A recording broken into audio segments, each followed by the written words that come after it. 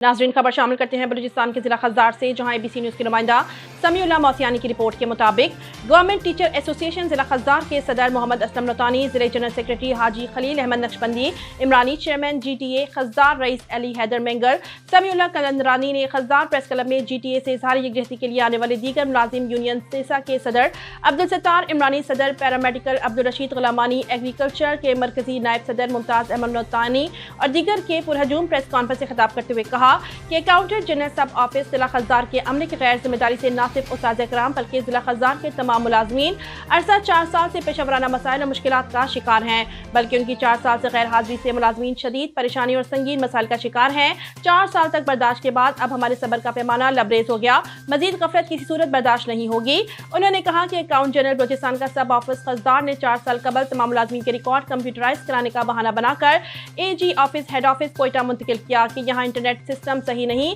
अब 4 साल गुजरने के बावजूद ये बहाने तहाल जारी और सारी हैं। उन्होंने कहा कि AG ऑफिस खज़ार के जिम्मेदारान की हठधर्मी और गफलत से निज़ाम मुकम्मल तौर पर मफलूज होकर रह गया है।